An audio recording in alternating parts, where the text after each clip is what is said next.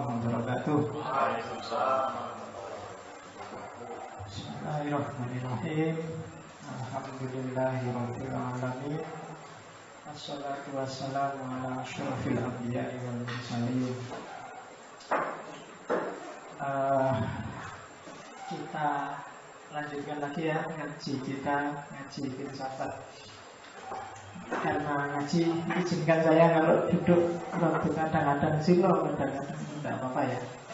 Kalau duduk gitu terus bridgingan nanti. Kemarin kita sudah masuk ke mode-mode pengetahuan di pengantar, mulai sumbernya, mulai alatnya, dan macam-macam. Malam ini skeptisisme dan seterusnya saya mulai minggu depan, tapi ada satu bagian kedua dari pengetahuan yang harus saya sampaikan juga, yaitu epistemologi, yang kemarin alat, sumber, dan macam-macam cuma dalam tradisi Islam. Karena bagaimanapun ini muslim semua kan? Ada yang non-muslim? Boleh, tidak apa-apa. Dia ngerti gimana cara berpikirnya orang Islam. Jadi malam ini kita masuk ke, kalau kemarin kan umum sekali, beberapa di antaranya baunya sangat barat. Malam ini masuk ke Islam. Baru minggu depan dan seterusnya kita masuk ke tema-tema yang agak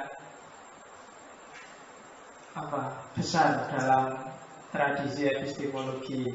Dari 1, 2, 3, 4, 5, 6, 7 itu mungkin setiap kali pertemuan kita ambil 2 aja. Karena kalau 1 terlalu sedikit.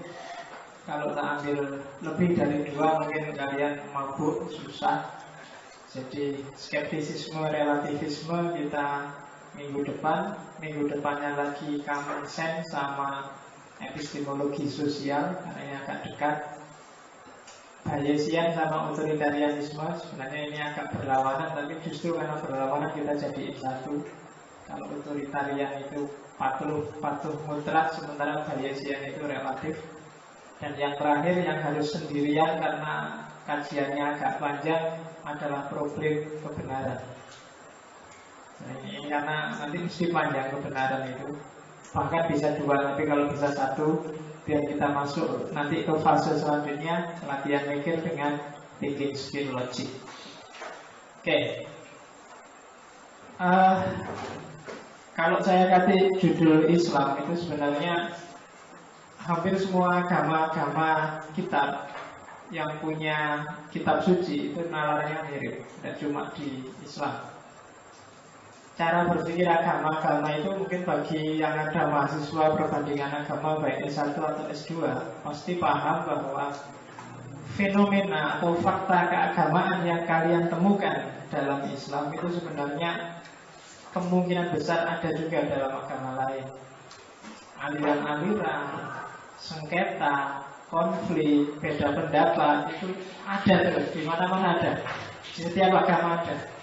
Tidak cuma di Islam. Maka kalian jangan terlalu pesimis kalau lihat Islam ini kok kelihatannya banyak sekte, banyak aliran, masing-masing mengklaim benar. Tidak cuma Islam sebenarnya.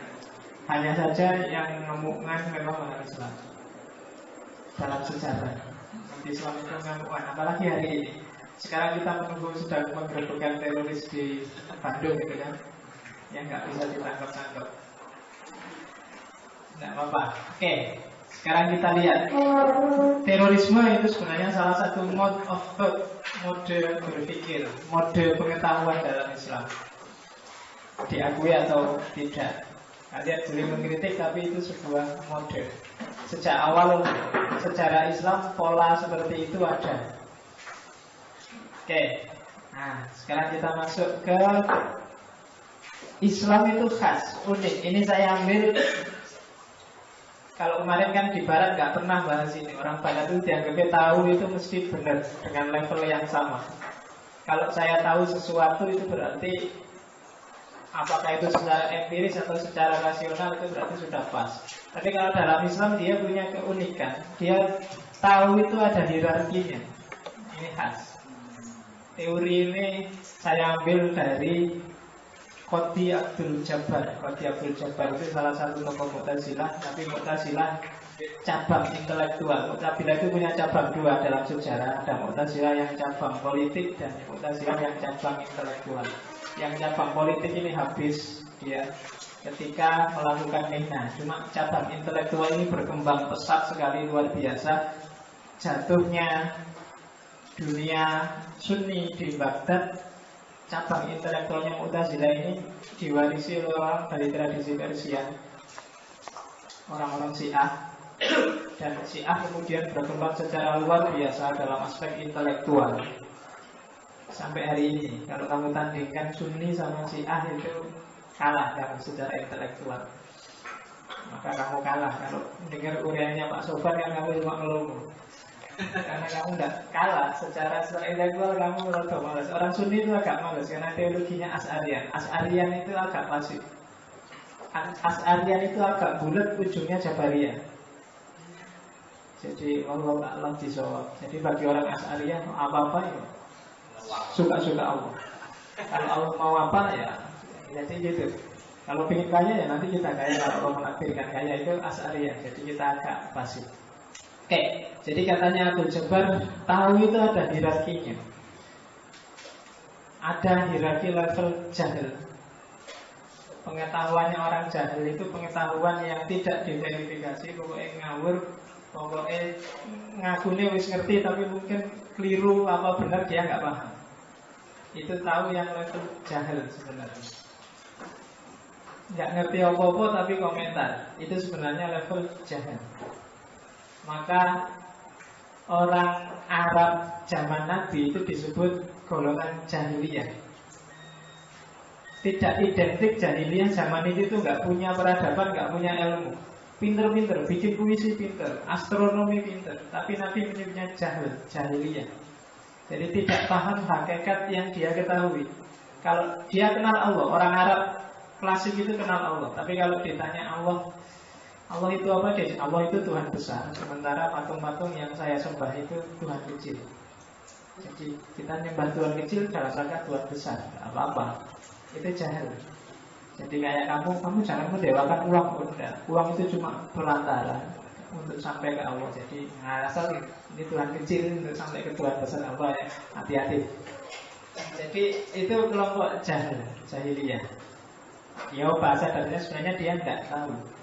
Kalau bahasanya Ghazali, jahil itu orang yang tidak tahu tapi merasa tahu. Itu orang yang di level paling bawah. Ya, kalau orang tidak tahu dan dia ngerti kalau dia nggak tahu itu aman. Dia tidak akan cerewet, dia tidak akan gaya, dia tidak akan. Tapi kalau tidak tahu tapi merasa tahu, itu bisa sesat dan menyesatkan orang. Hati-hati dengan orang-orang kayak gini. Maka kalau di TV diidentifikasi dulu orangnya, ini orang ini ngerti benar atau enggak. Jangan-jangan dia nggak ahlinya ngomong dan kamu anggap tahu padahal apa yang ngerti. Kayak tahu-tahu aja. Gitu. Oke. Kayak kemarin waktu pengacaranya yang subur itu, waktu diwawancara tentang MUI itu kok berani-beraninya fatwa bahwa nikah itu hanya 4. Islam itu kan tidak mengikat. Saya kalau ada orang nggak ngerti Islam ya jangan ngomong Islam gitu. Nggak ngerti kok ngomong Islam itu tidak mengikat. Maksudnya mungkin kalau bisa nikah banyak-banyaknya mungkin gitu.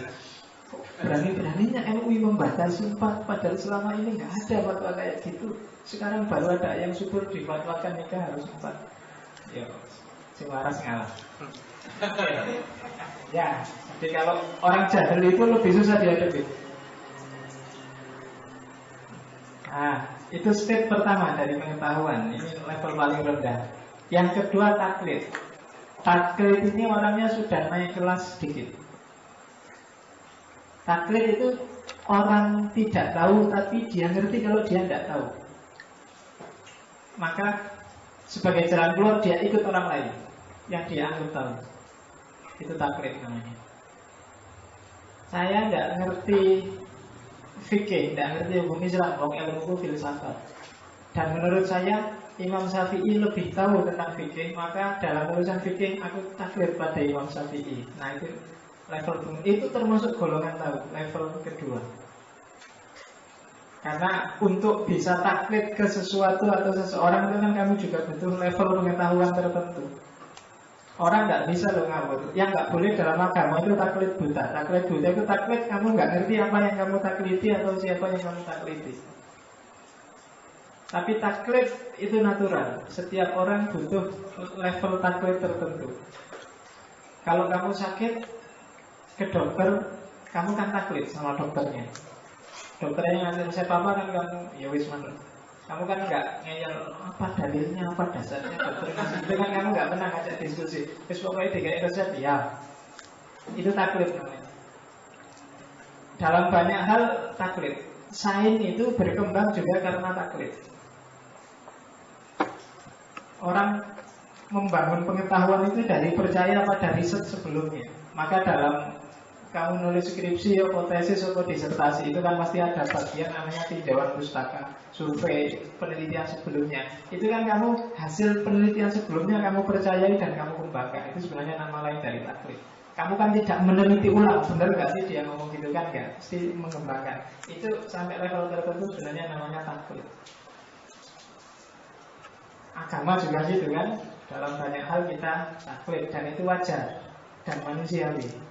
Orang yang anti taklid sekalipun sebenarnya kalau dicermati ya pasti ada bagian-bagian tertentu dalam keberagamaannya yang dia taklid. Ikut saja sama kiainya, sama ideologinya, sama doktrin yang dia percaya. Itu level tahu yang kedua. Nah, di atasnya taklid ada lagi dzon. Jadi dzon itu sebenarnya belum nyampe ilmu, baru nyampe prasangka. Jadi kalau dalam sebagian, kalau bahasa Al-Quran inna ba'dadzanni ismun, sebagiannya dzon itu keliru, dosa. Tapi ini lebih tinggi dari taklid. Di level pengetahuan agama, dzon bisa kamu sambungkan antara lain dengan namanya itiba. Itiba itu taklid sebenarnya cuma kamu tahu dalilnya yang kamu anggap benar. Jadi dzon itu ada sesuatu yang kamu anggap benar. Ini mungkin kayak gini, ini mungkin kayak gitu. Itu dzon namanya. Jadi kamu belum dapat data yang valid dan akurat. Misalnya manfaatnya ngaji filsafat. Setelah ngaji filsafat, menurut saya akan bisa jadi orang yang kritis. Ini kan tahu ini. Cuma tahu yang levelnya dzon. Kenapa? Nggak mesti. Kamu nggak berani mesti kok gitu. Kamu mesti tidak tahu ya, tapi kelihatannya ke situ. Nah, itu namanya dzon. Belum ilm, itu belum makrifah. Jadi itu baru namanya dzon. Kalau kita sering dengerin musik, maka jiwa kita akan lembut. Nah, itu susah dibuktikan secara faktual, secara nyata, tapi itu namanya dzon. Baru kalau kamu sudah ngalami langsung, terjun langsung, itu levelnya sudah di atasnya dzon. Jadi inna ba'dadzanni ismun karena ya isinya dzon itu kadang-kadang kalau dalam bahasa infotainment itu sering-sering isinya gosip. Jadi gosip itu kan isinya dzon. Jadi kira-kira wah, ini Ahmad Fatona ini ngasih mobil, mesti maksud cuma dikasih mobil aja. Nggak mungkin kan, paling ini sudah diajak ngapa-ngapain. Kan itu kamu nggak punya data tentang itu loh, tapi kamu berani bilang gitu. Itu namanya level pengetahuan, level dzon. Kamu tidak boleh dengan paham dzon ini terus. Kalau dzon ini kamu sebarluaskan, kalau dzon ini tentang orang, itu namanya ghibah. Ngomong sudah. Maka hati-hati dengan dzon. Baik yang ngomong maupun yang mendengarkan itu nanti ada konsekuensinya. Jadi meskipun kamu tidak suka sama Ahmad Fatona, tidak harus banyak-banyak dzon sama Ahmad Fatona. Kabar terakhir ada lagi 2 orang artis perempuan yang pernah dikasih oleh Ahmad Fatona. Salah satunya kan ini gosip namanya. Soalnya Pak. Ini masih dan ya, tak kasih tahu barusan ada info tayangan di TV itu. Artis yang tiap hari kamu lihat di TV. Ternyata dia tersangkut juga dengan Ahmad Fatona selain Ayu Azhari. Siapa dia? Saya nggak mau bilang. Tapi nggak enak ya, kamu gatel kalau orang sudah nyampe situ itu telingamu sudah malah gak sidik. Kalau gitu nggak usah ngomong. Oke, tapi itu level belum sampai makrifat. Baru level terakhir, level ilm. Ini agak unik. Ilm itu kalau dalam bahasa Arab masih pengetahuan, belum sains. Kalau di barat sains itu ilmu, di Indonesia ilmu sains, tapi kalau di Arab ilmu itu baru nyampe makrifat, pengetahuan. Ciri paling gampang dari ilmu dua. Jadi tadi kalian punya zon itu sudah jadi makrifat, jadi ilmu apa belum? Cirinya dua. Yang pertama ada bukti objektifnya, jelas.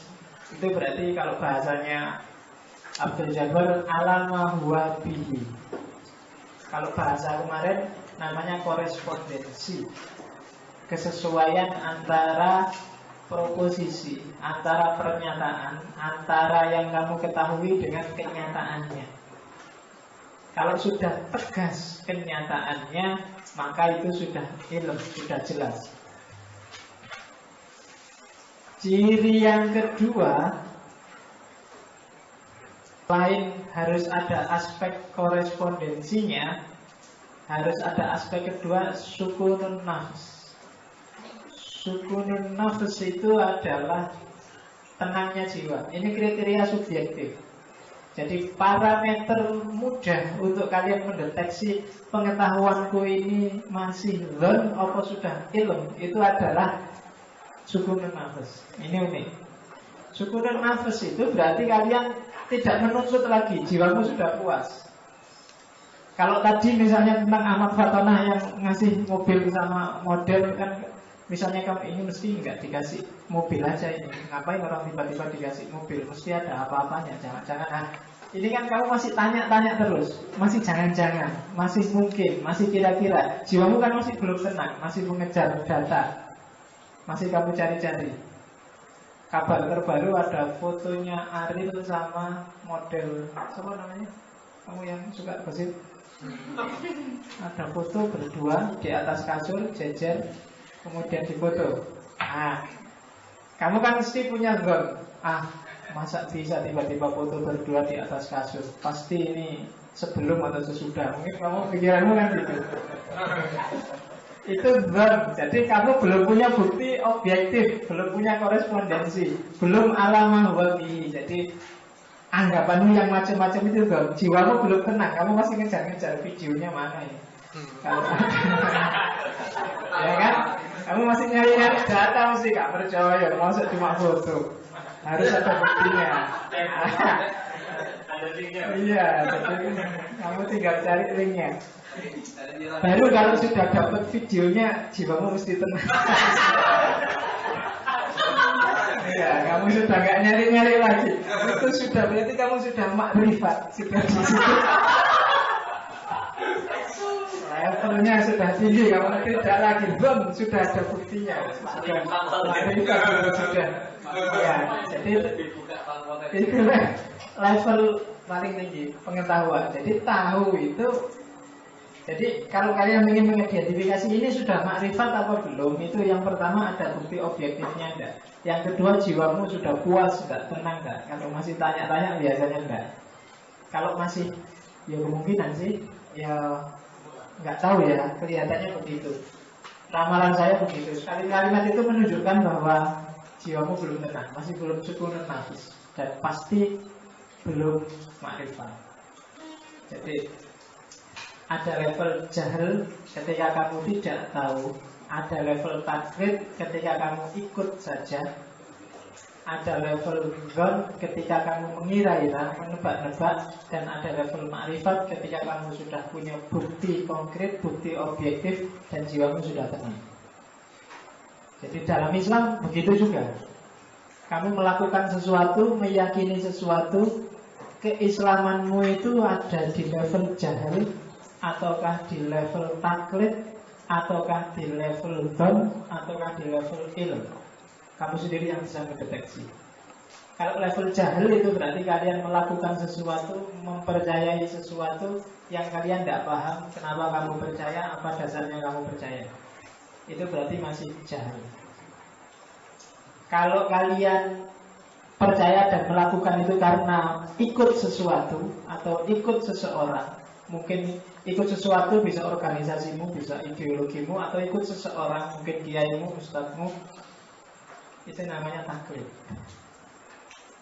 Kalau kalian percaya dan melakukan sesuatu itu sudah berpikir sendiri, cuma tidak punya dasar yang kuat, tidak punya bukti konkret, tidak punya, ya tidak ada syukurun nafas, masih mendepak-depak, mengira-ngira, itu masih belum. Baru yang terakhir, kalau sudah punya bukti kuat, bukti yang objektif, dan jiwa kalian tenang, itu sudah jadi makrifat. Antara dzon dan makrifat itu kadang-kadang tipis jaraknya, hati-hati. Orang nggak ngerti, kemudian menebak-nebak, Allah itu mesti lebih suka yang kayak gini, nggak mungkin dia suka yang kayak gitu. Sebelum kalian punya dalil yang objektif, itu namanya masih dzon. Sebelum punya bukti, masih namanya dzon. Kalian masih nebak-nebak, kadang-kadang bisa keliru, nggak selalu benar. Ya kayak kalian misalnya apa ya yang nebak-nebak itu, pokoknya apa, ujian itu kalau nyontek itu boleh Pak. Dalilnya ya karena saya pikir-pikir Pak, kalau saya ujian itu tidak nyontek, hasilnya mesti jelek Pak. Kalau hasilnya jelek, nggak lulus Pak. Kalau nggak lulus, kasihan orang tua Pak, membiayai lama Pak. Jadi dalam rangka birrul walidain Pak, nyontek itu. Nah, ini Pak Nova itu kamu nggak punya bukti objektif, nggak punya bukti konkret, nggak syukurun nafas.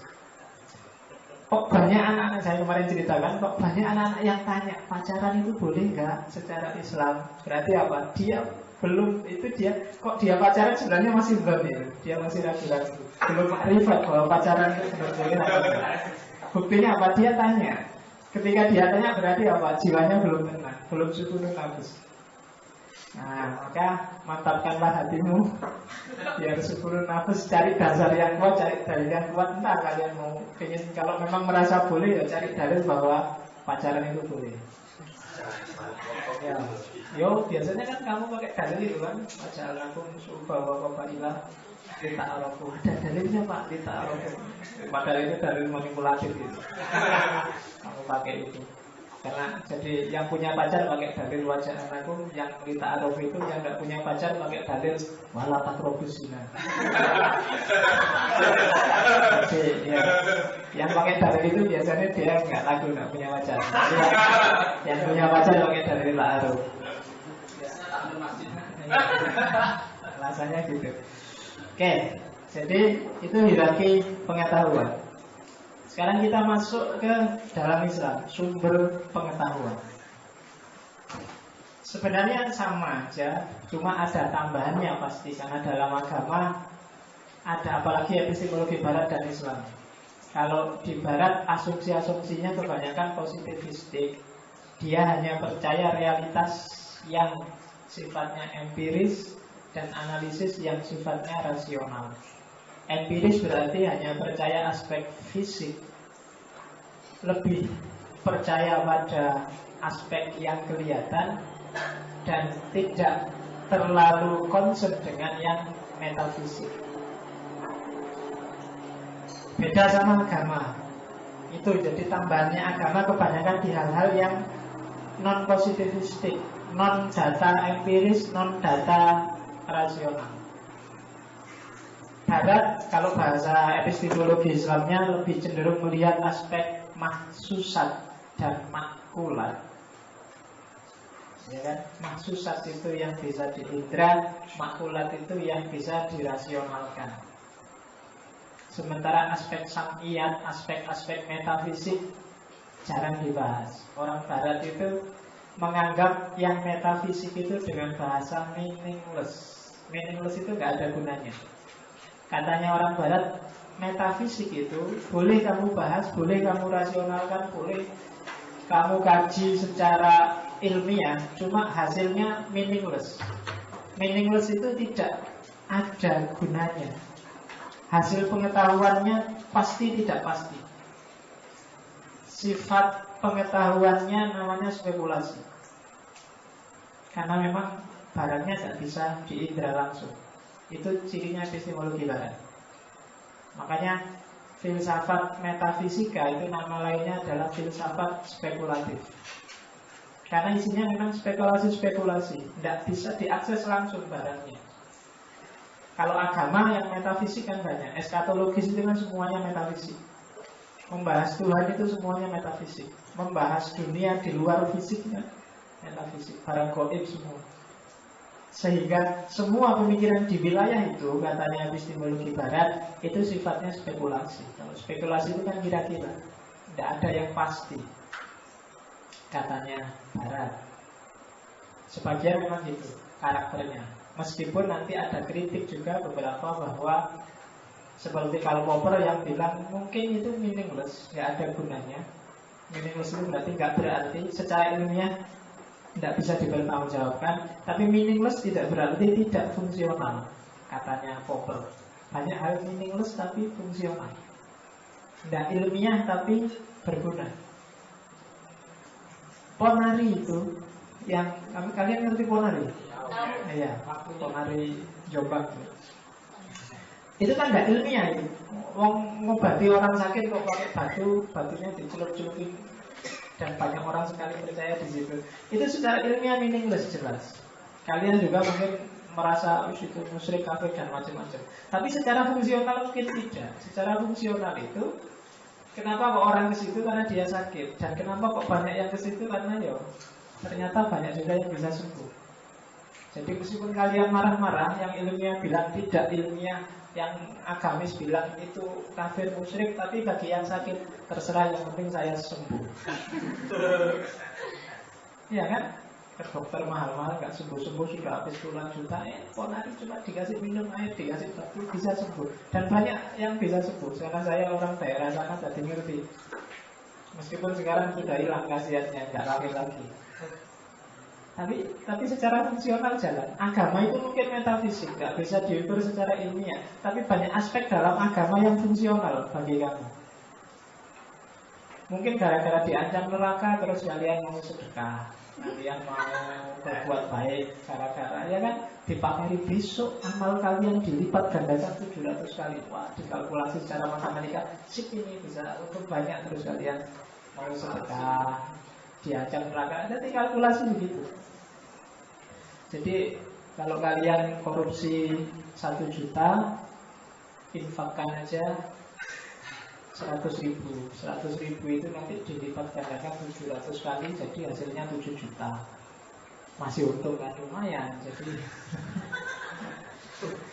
ayo itu matematikanya koruptor itu kan gitu. Jadi habis kira-kira dosa sekian, nanti kalau diinfakkan sekian dapat sekian. Matematikanya koruptor.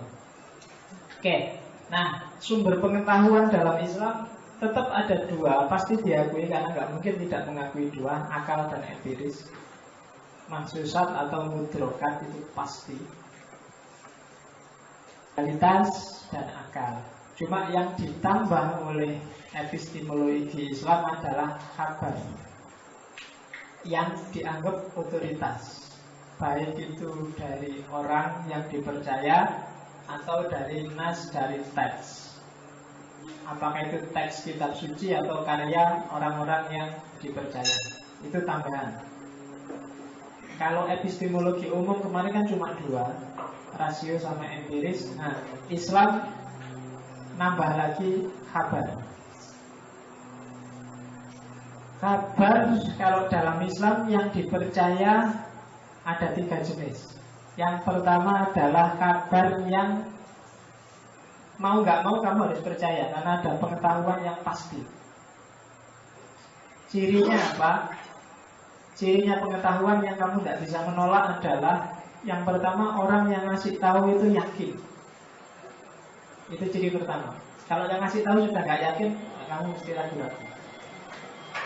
Kalau kamu dikasih tahu orang dan orangnya yakin pasti, itu pengetahuannya biasanya niscaya. Saya melihat sendiri, saya mengalami sendiri, itu validitasnya lebih tinggi. Jadi kabar. Maka hadis itu kan dipercaya kalau ada transmisi dan berujung di sahabat, karena dianggap sahabat mengalami langsung kehidupan bareng Nabi. Pengalaman langsung, orang yang yakin dengan yang dilihatnya. Itu yang pertama. Ciri kedua adalah jika yang meriwayatkan lebih dari 4 orang. Itu ciri kedua. Kalau ada lebih dari 4 orang ngomong tentang hal yang sama, meskipun mungkin 4 ini masing-masing tidak merasa sangat pasti. Saya tadi melihat ada anak UIN pacaran, kemudian pacarnya berdua masuk kamar, paginya baru keluar. Kalau 1 orang kamu arah, jangan kamu salah dia. Ya nggak tahu ya, tapi kelihatannya anak UIN kok. Tapi orang kedua bilang, iya saya juga lihat. Orang ketiga bilang, saya yakin saya juga lihat. 4 bilang, lebih dari 4 kamu nggak perlu ragu, kemungkinan besar memang dia. Jadi kemungkinan besar. Atau 1 orang tapi yakin pasti. Saya lihat sendiri, wong itu rumah-rumah saya, kamar kos-kosanku sendiri, atau kamar temanku sendiri kok, saya yakin. Itu biasanya kabar otoritatif, punya pengetahuan langsung. Atau tidak 4 orang, hanya saja ada bukti korespondensinya, ada bukti nyatanya. Makanya untuk hal yang empiris tidak harus melihat siapa yang bawa. Kamu lihat sendiri, ada bukti nyatanya. Atau saya lihat tadi anak UIN masuk kamar berdua. Oh, kamu lihat sendiri, yang kurang meyakinkan harus 4 orang. Saya lihat sendiri kok, ini loh, saya foto. Nah, ada bukti nyatanya, kamu ya sudah, nggak urusan siapa yang ngomong, dia yakin apa enggak, tapi foto sudah bicara. Jadi berarti untuk hal yang empiris nggak perlu dilihat pembawanya. Banyak hal yang harus kamu lihat pembawanya. Dia kelompok mana, dia aliran apa, kadang-kadang gitu. Tapi kalau itu dia ngomong tentang yang empiris, dan yang empiris itu ada bukti nyatanya, ya kamu nggak harus bahas siapa yang bawa. Dan itu kabar jenis pertama. Ada kabar jenis kedua, tidak lewat orang, tapi lewat referensi. Namanya istidlal, cara berpikir inferensial. Jadi cara berpikir inferensial itu sebuah pernyataan yang sumbernya, yang referensinya diyakini pasti benar. Itu cirinya. Misalnya Al-Quran atau hadis, itu kan, atau sunnah, itu kan kalian yakini pasti benar. Jadi kalau ada orang ngomong kemudian buktinya apa? Ini loh ayatnya. Buktinya apa? Ini loh sunnahnya. Ini loh hadisnya. Nah itu berarti cara berpikir inferensial, model istidlal. Itu salah satu jenis kabar yang otoritatif, sumber pengetahuan juga. Atau dinyatakan ahlinya. Merapi itu 1 bulan lagi akan meletus. Yang ngomong siapa? Surono. Surono itu kan orang paling terkenal zaman Merapi meletus. Oh iya, kalau Surono percaya. Tapi kalau yang ngomong saya, kalian mungkin tidak percaya pasti. Karena tidak otoritatif. Hubungannya apa saya sama gunung meletus? Jadi dinyatakan oleh ahlinya, kalau kamu kena flu, minumlah obat flu. Yang ngomong dokter, merek tertentu misalnya, yang ngomong dokter, kalian mesti percaya. Tapi kalau yang ngomong teman, mungkin kalian enggak mestilah, setiap orang beda-beda, mesti gitu. Tapi kalau yang sudah ngomong ahlinya, kalian percaya. Itu kedua. Yang ketiga, ada syarat-syarat khusus. Meskipun bukan ahlinya atau bukan bidangnya, tapi ada bukti kontekstualnya. Itu tak kasih contoh. Kalau ada bayi, suara bayi kedengaran, berarti bayinya sudah lahir. Referensinya adalah suara bayinya itu. Itu termasuk kabar yang otoritatif. Karena nggak mungkin kan bayi, sudah ada suara bayinya belum lahir. ada suaranya, bayinya belum lahir kok tapi nggak ada. Kalau sebaliknya mungkin, bayinya lahir nggak ada suaranya masih mungkin. Tapi kalau bayinya sudah lahir itu insya Allah mesti nangis. Jadi itu model kedua, istidlal inferensial. Ini sebenarnya kalau dalam bahasa ilmu-ilmu Islam itu ada istilahnya sendiri-sendiri. Kamu silakan tanya lah. Yang ahli tafsir, ahli hadis, ini kan agak mahasiswa, teman-teman dari tafsir hadis, kamu tanya lah. Yang tadi jumlahnya lebih 4 orang, kalau hadis itu kan namanya hadis mutawatir. Istidlal, nanti ada istisya, ada kayak gitu, tanya yang win-win lah. Jangan tanya ahli filsafat, kamu salah sasaran. Yang terakhir kabar wahid. Kabar wahid itu kalau hadis namanya hadis ahad. Kabar wahid itu kabar yang diriwayatkan dari satu orang ke satu orang. Kalau hadis itu hadis ahad. Derajat kebenarannya baru pada level dzon, maka perlu diuji habis-habisan kan. Hampir separuh lebih dari ulumul hadis itu yang dibahas hadis ahad. Gimana cara memahaminya? Jenis-jenis hadis yang sebanyak itu sebenarnya untuk membahas kabar wahid. Karena memang ketika tidak diuji itu levelnya baru level dzon. Bisa ya, bisa enggak.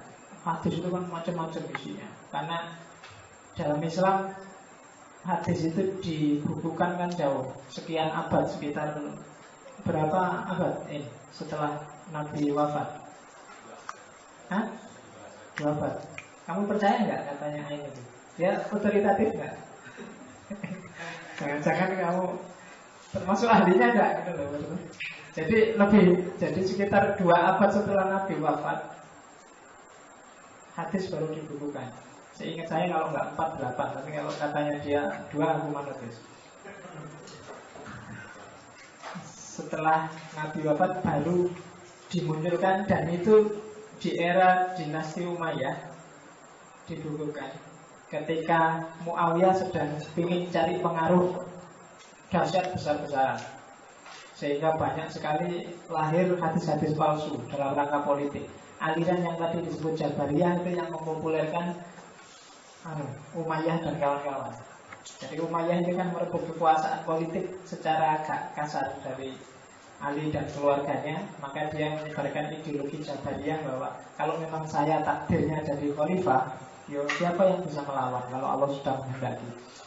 Itu politiknya Muawiyah zaman itu. Tapi sukses karena banyak umat Islam kemudian secara jumhur menyepakati Muawiyah. Jadi hadis itu jauh. Banyak hadis-hadis aneh, unik, lucu, kadang nggak masuk akal. Perlu diteliti lagi. Maka kitab-kitab hadis palsu itu kan jumlahnya ribuan hadis palsu. Bukhari, Muslim itu sebelum kodifikasi hadis dibuang semuanya. Karena memang kebanyakan hadis itu dari kabar orang ke orang, namanya kabar wahid. Hadis mutawatir itu paling sekitar nggak ada 10%-nya dalam Islam. Kan ada hadis yang aneh-aneh. Misalnya hadis, saya masih ingat zaman itu ada al-badinjanu dawaun likulidain. Zaman saya di pondok itu. Jadi terong itu adalah obat bagi segala macam penyakit. Oh itu kan saya nggak tahu validitasnya, tapi ada hadis yang bilang bahwa terong itu obat bagi segala macam penyakit. Itu perlu kamu uji. Apa benar Nabi pernah ngomong terong? Kira-kira di Arab zaman itu apa ada terong ya? Iya, banyak hadis yang kamu kritisikan karena nggak masuk akal. Misalnya hadis tentang terawih. Istilah terawih itu munculnya zaman Umar. Maka kalau ada Nabi bilang sesungguhnya barang siapa sholat terawih dengan kalimat terawih itu mesti bikinan. Nabi zaman Nabi belum ada istilah terawih. Ya kan? Ada dalam tradisi Syiah. Saya masih ingat zaman di Iran itu ada teman yang sholat duha, tapi bagi orang Syiah, kamu keliru. Sholat duha itu tidak ada dalam Islam. Kamu perlu kaget mesti. Jadi bagi orang Syiah, lahirnya sholat duha itu lagi-lagi zaman Muawiyah. Jadi Muawiyah itu suatu ketika dia sholat subuh kesiangan. Terus ada sahabat yang ingat, loh, kamu kok sholat subuh jam segini? Oh udah, ini bukan sholat subuh, ini sholat duha. Ada hadisnya. Kata orang Syiah gitu. Tapi ya kamu cari sendiri lah, kira-kira dalil-dalilnya sholat duha itu valid apa enggak ya? Quran nggak ada jelas sholat duha, tapi coba kamu cari. Jangan-jangan benar orang Syiah. Kalau Nabi menyuruh waktu duha kamu kerja keras banyak. Itu waktunya orang kerja, waktunya orang jangan sholat. Tapi kalau ada perintah sholat sebanyak-banyaknya waktu orang kerja itu memang perlu dikritisi. Oh iya, tapi kalau memang ya apa segitunya harus kamu cari kan. Itu kabar wahid. Jadi, tapi kabar wahid salah satu sumber pengetahuan, meskipun pengetahuan yang levelnya ber. Jadi dalam Islam selain akalmu yang didaya gunakan, empiris, panca indera, kabar. Kabar itu berarti urusan iman. Kabar itu kan antara percaya dan tidak percaya. Cuma percaya dan tidak percayanya harus ada teorinya, tidak boleh ngawur. Itu yang diatur oleh agama sebenarnya. Agama itu nyuruh kamu beriman, nyuruh kamu percaya, tapi juga ngasih jalur kayak gini loh cara percaya yang benar kan gitu. Dan kita tiap hari tawuran debat itu sebenarnya karena beda hasil ketika menerapkan cara percaya yang diajarkan oleh agama. Ada yang memaknai Al-Quran secara literal, ada yang secara takwil, ada yang secara substansi, macam-macam. Itu yang bikin terus tradisi agama jadi macam-macam. Oke. Dari tiga sumber tadi, akal, panca indera, kemudian yang terakhir kabar, maka Islam dalam aspek pengetahuan punya tiga mode pengetahuan.